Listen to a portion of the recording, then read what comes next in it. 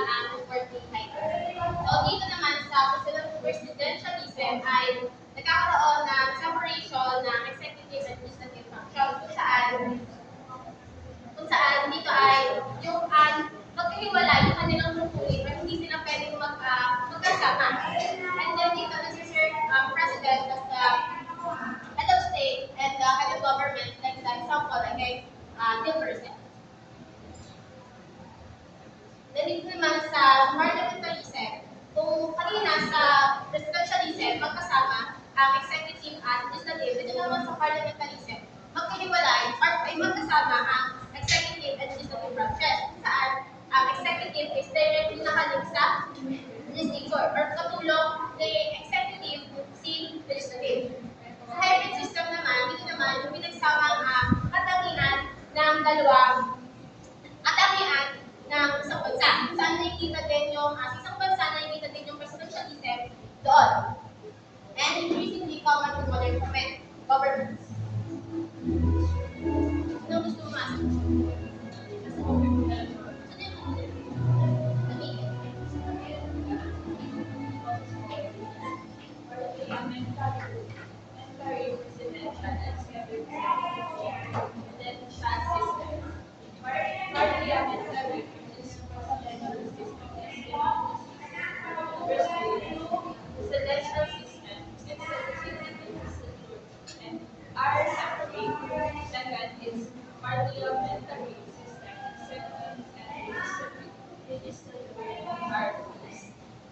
Dito, katulad ng kanina ko sinabi na sa parliament, dito yung parliamentary versus presidential system na kinamasi kung saan nga sa presidential ay magkahiwalay yung kanilang responsibilidad at tungkulin. Sa parliamentary system naman ay magkasama.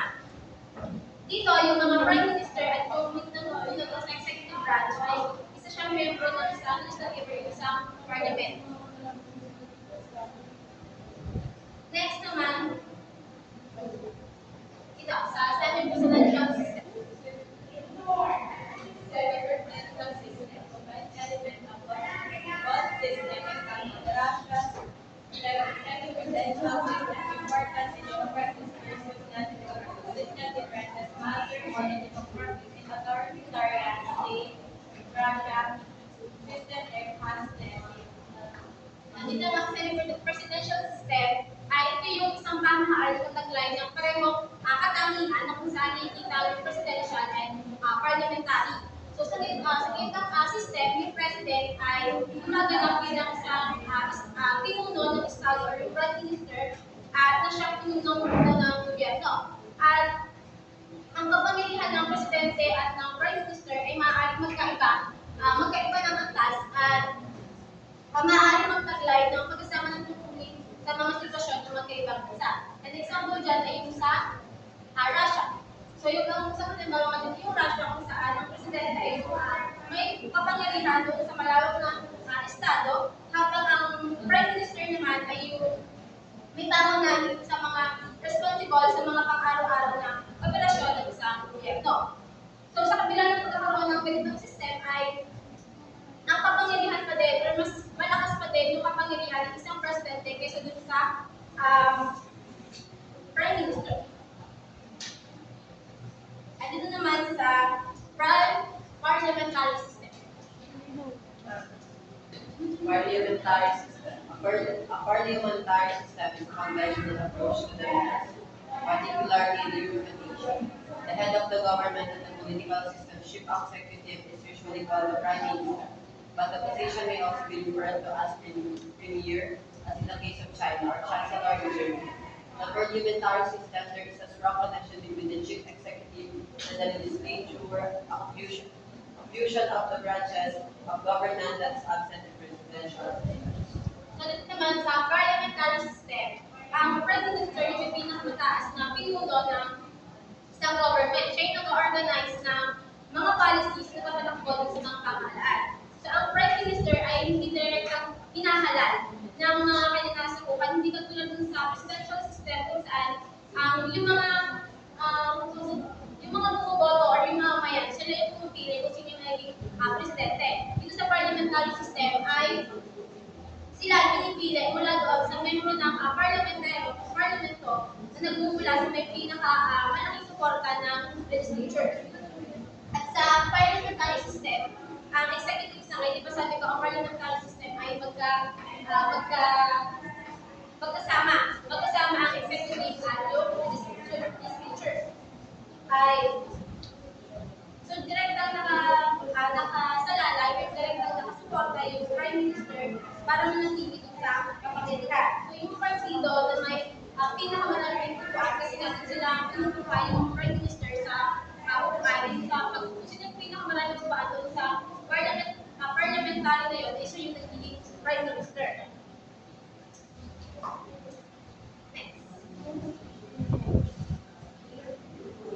Institutions raise several key attributes, including the process for selecting the chief executive, separation of the head of the government and the head of state, the lack of fixed terms for chief executive and national legislature, selection of the chief executive and formation of the government, selection of the chief executive sa key characteristic of parliamentary system.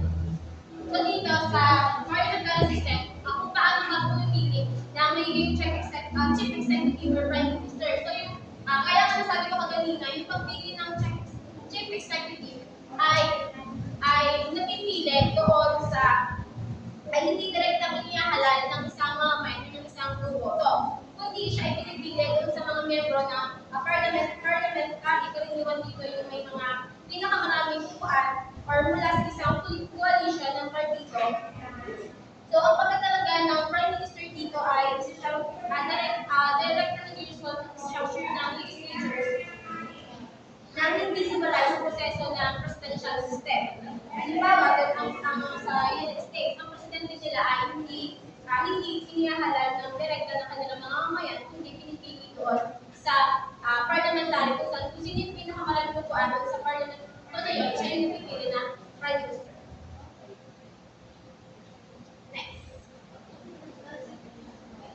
Directly elect the Prime Minister, the head of the state, typically a monarch or a president, holds the official power to select the Prime Minister.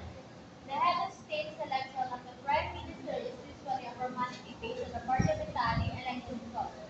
The new Prime Minister serves as the head of the government. The Prime Minister forms and directs the government, including the cabinet and other ministry heads. Dito nga, gaya sabi ko kanina, hindi mismo yung mga mamamayan yung pumipili ng Prime Minister, kundi nanggagaling din sa isang parliamentary. And yung head of state, sila yung kadalasang namumuno sa isang celebration or yung parang ceremony tulad ng posisyon ng mga monarchy, katulad din sa Japan. Then, ang isang presidente, so yung ulo ng head of state ay hindi tumututok sa kung paano-araw mamamahala ng isang or nagtutulid sa isang gobyerno. So yung Prime Minister naman, siya yung responsible sa actual pamamahala ng gobyerno at paggawa ng mga pangunahing desisyon. And then yung siya yung meron siyang direktang connection sa mga chief executive sa parliamentary. And then yung magiging magiging panibagong Prime Minister, siya yung magsaserve as the head of government ng isang bansa. And then,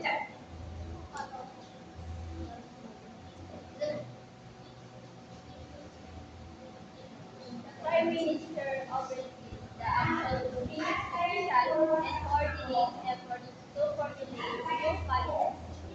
In parliamentary system like the United Kingdom and Germany, the chief executive and other government ministers are sitting members of parliament or MPs.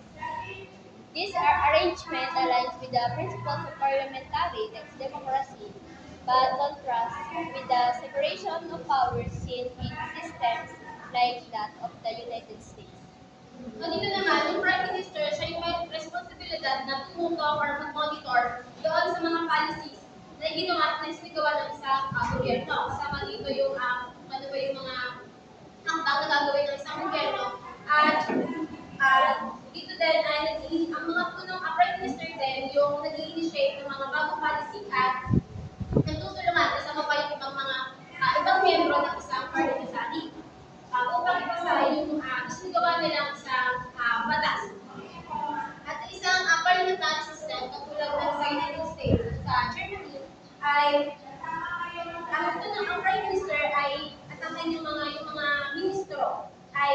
lang siya nagaganap ng mga policy or hindi lang nila ginagawa yung mga policy, kundi sila rin yung kinatawa ng mga mamayan. Na meron din silang papel doon sa pagkagawa ng batas. Halimbawa, yung Prime Minister na siya maging member ng House of Commons sa Bundestag at saka din sa Bundestag ng mga Common ng House. Ganun. So, meron dito direct na connection dun sa executive and legislative. Diba sabi ko nga sa parliamentary system, magkasama yung dalawang branch yun. Ito naman, sa parliamentary system.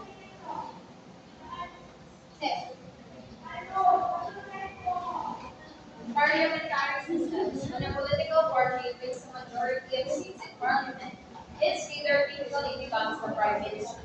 No party achieves a majority. Coalitions will form, where two or more parties agree to work together to pass legislation and occupy cabinet positions. The head of state usually requires a coalition agreement before appointing a prime minister. Yun nga, diba sabi ko nga, yung pipili ng prime minister ay doon sa isang parliamentary. Kung sino yung pinakamaraming buwan, siya yung pinihangalan na prime minister. At kung yung party na yun is kung walang party achieve a majority, pwede silang bumuo ng isang coalition kung saan ito yung kung saan pipili sila, yung coalition binubuo siya ng 2 or more parties para magtrabaho to pass legislation para ma-occupy yung mabayang position na yun. So yung pipili na yun, parang meron siya kasi meron daw na pag yung mga malilitong parang namin masyado, pwede silang mamili or pwede sila pa yung magtagdag ng panibagong upuan kapag kulang yung isang upuan na yun. Ito yung pinili. Coordination formation often involves intense political bargaining for policy positions and government portfolios, with smaller parties sometimes acting as kingmakers to secure a majority. Mini coalition which controls just enough seats for all their majority. So, dito nga sa coalition formation, kapag kinakailangan ng coalition, meron na nangyayari na political bargaining or negosasyon sa ibang magkaibang partido. So, yung mga partido na yan, may mga policy at programa sila na nais isulong at yung mga coalition information na yun ay kadalasan nakasangkot doon sa mga policy positions na yun. At yung bawat partido na yan, nagkakangod sila ng maging kabinete upang magkaroon sila ng influensya at pamamahala sa isang gobyerno. So yung mga kingmakers, sila yung sasabi ko kanina na kapag sila yung maliit na partido lang. So kung yung isang partido na yun ay hindi nakamtan, yung mayorya na yun, yung maraming kuha na yun, maaaring sila yung magpataglay ng sapat na bilang doon. Upang magtaglay ng sapat na bilang doon para makapag-desisyon kung sino na yung magiging prime minister ng bansa na yun. So yun yung mga kingmakers. So para sila yung mag-secure ng majority kapag kulang sa isa upuan ng parliamentary.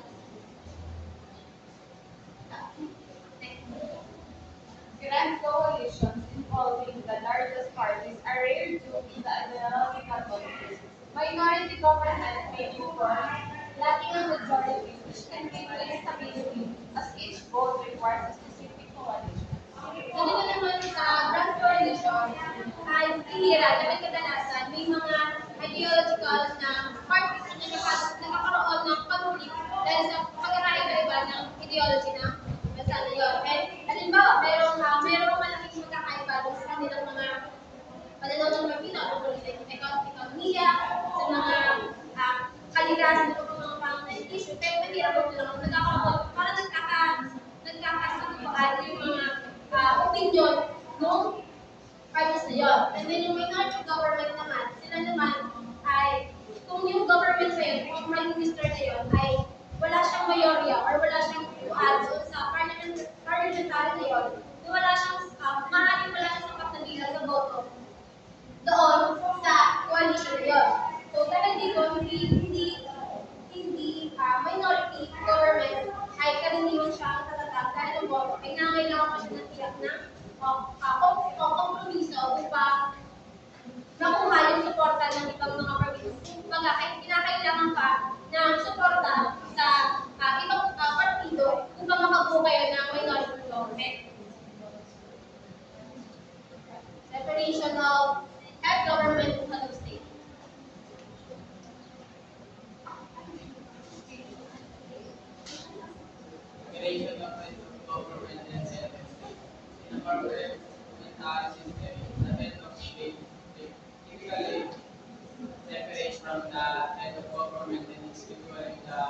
figure of the two of the serving as a important leader, such as doing a way president. Pwede ko naman sa separation of head of government and head of state. Magka-separate yung tungkulin ng head of state and head of government. Kung si head of government, sila yung, katulad dun sa yung mga habit nila, yung president nila yung mga habit na. So sila lang yung nag-serve as ceremonial leader doon sa bansa na yun. Pero yung mga prime minister na yun, sila talaga yung may pinakamataas na pamamahala ng doon sa gobyerno. Kumbaga, halitrain na, sila lang yung isang bahala sa mga ceremonial ng bansa na yun. Pero si prime minister pa din yung may pinakamataas na kung doon sa bansa na yun. Siya yung may responsible sa bansa na yun. Next. The goal in governing and instead provides continuity and stability, symbolizing a non-partisan figure above politics. This role is particularly important during times of political distress, such as election period, as the head of state offers the general population something to support the normal policies because these states. So yung non-partisan figure, dito naman, ibig sabihin, hindi siya kasali or hindi hinihilingan sa anumang particular na partido o political issue. Siya yung nakikita bilang isang leader na higit pa sa politika yung magagawa niya sa isang bansa. At bibigyan siya sa pagbibigay ng stability sa isang bansa na kabilang dito yung pagbabago or pag-aaway sa mga political parties. Next, irregular intervals between elections in both governments.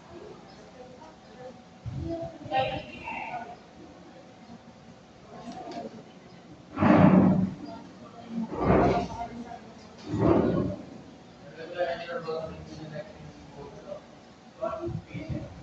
Particular system number 2 started and stipulate the chairman in office, which is the maximum time before the election of bill. The Prime Minister can call for the elections or period, depending on the government's support for the legislation. The paper of the government support the bill can signal a lack of support for the legislation without vote of confidence. But the government may resign from the election. So dito naman sa regular intervals between elections in both of confidence, kung saan si MES o si members of parliament, meron din siyang mga term kung hanggang kailan, kung hanggang kailan yung haba or takda ng kanyang umupo sa isang bansa. Halimbawa, di ba katulad din sa presidential system, kung yung presidente, meron din siyang mga term. And dito sa si Prime Minister, pwede siyang magpatawag ng early elections. Hindi katulad din sa presidential na kung hanggang kailan lang matapos yung termino mo, doon lang kayo gagawa ng election ulit. Pero dito, ay pwede si Prime Minister, pwede siya magpatawag ng early elections kapag nakikita na yung government or the government na hindi naman talaga nakapatakbo ng maayos. Next.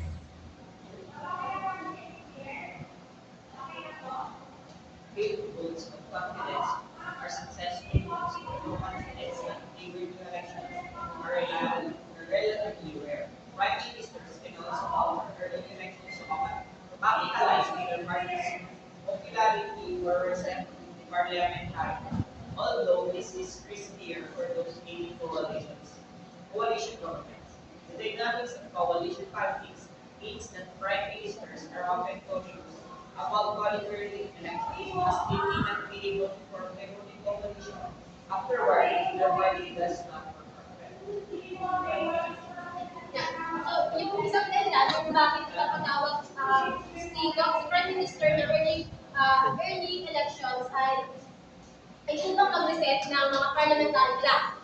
And dito, ang maaaring gusto ng Prime Minister na magkaroon ulit ng bagong magsisimula sa pagbibigay ng bagong ulit na makakaroon ulit ng mga bagong nakaupo dun sa isang gobyerno. At halimbawa, kung ang gobyerno ay may mga hamon na hinaharap po sa politika or nagkaroon ng mga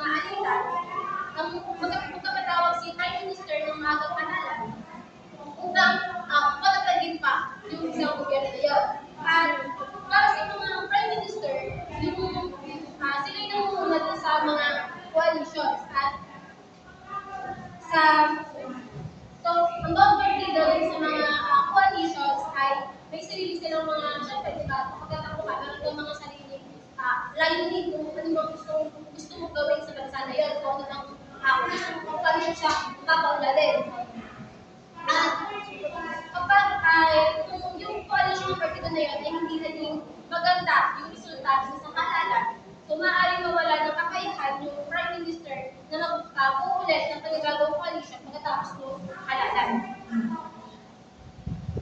Next. Prime ministers in charge of coalition governments are generally responsible for early elections compared to those living quarters with the majority of seats.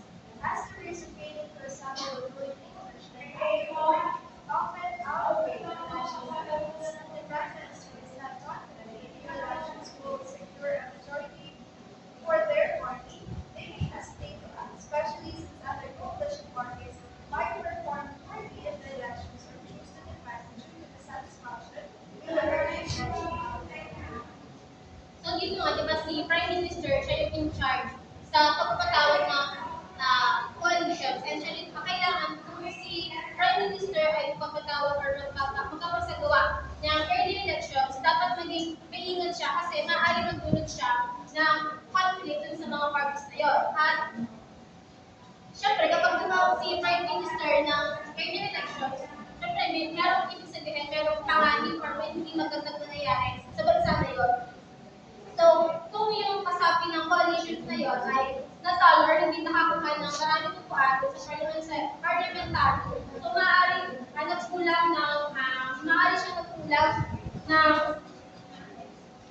bilang ng upuan ay maaari yung Prime Minister, maaari din siya magtayo ng bagong coalitions na magbibigay ng bagong mayorya doon sa magiging parliamentero. So dito, kung ang Prime Minister ay hindi siya na makapagbigay siya ng maagang halalan, ay magbibigay siya ng mayorya sa mga parties na yun, na maaaring sila yung magpapabiling tumawag ng early election. So, halimbawa, kung may pagkatalo doon sa ibang mga partido ng coalitions, ay maaaring magbago or nagbago yung opinion ng mga kasapi ng coalition